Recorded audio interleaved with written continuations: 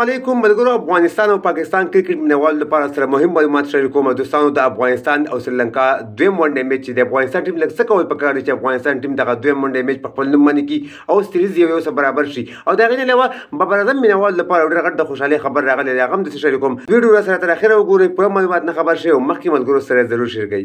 راځو ملګرو، د هر څه نه مخکې آی سی سی ون ډے رینکینګ جاري کړی دی. په هغې کې بابر اعظم مینوالو ته یو ډېر غټ د خوشحالۍ خبر راغلی چې بابر اعظم د آی سی سی په ون ډے رینکینګ کې بالکل ټاپ پوزیشن اخیستی دی. اول نمبر پوزیشن باندې دی، شب مانګول په دویم نمبر باندې دی، ویرات کوهلي په دریم نمبر باندې دی. نو بابر اعظم مینوالو ته ډېر مبارک شه د بابر اعظم په دغه آی سی سی ون ډے رینکینګ کې په ټاپ پوزیشن راتلو باندې چې شب مانګول هم ځان وروستو کړی دی، ویرات کوهلي هم ځان وروستو کړی دی او بابر اعظم یو بهترین بیټسمین دی او ډېر زبردست بیټسمین دی.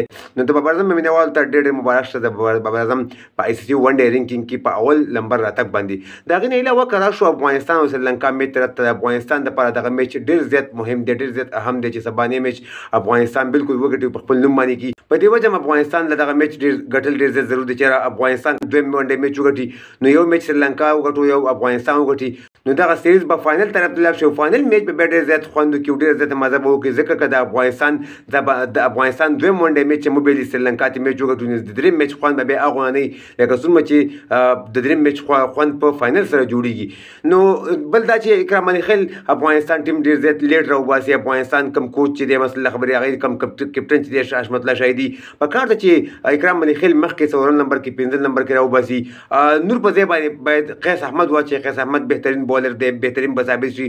نور احمد په تېر میچ کې ډېر کمزوری بالینګ کړی و او د هغې نه علاوه په فرفدرانو کې کوم بدلون په کار نه دی. فروقي، فرید ملک، عظمت الله عمرزی، ګلبدین نایب، محمد نبي، قیس احمد واچوي او که نور احمد واچوي، که نوید درام پکې سبا له چانس ورکړي. خو که هر چا چانس ورکړي نو افغانستان بالرانو له پکار دی چې بهترین بالینګ وکړي، د زړه نه بالینګ وکړي، ځکه چې تېر میچ کې ډېر غټ سکور شوي او افغانستان ټیم له پکار دی چې یاره که چې د ټاس افغانستان ټیم وګټي نو بالکل افغانستان ټیم له بیټینګ پکار دی. د افغانستان بالینګ ښه دی، په دویم بیټینګ باندې بیا سریلانکا راګیرولی شي. سریلانکا چې کله دویم بیټینګ کوي بالکل بیا سریلانکا باندې به پرشر وي او افغانستان یو غټ هدف ورکولی شي، لکه څنګه چې سریلانکا په سیزري سوه نهه سکور وکړل.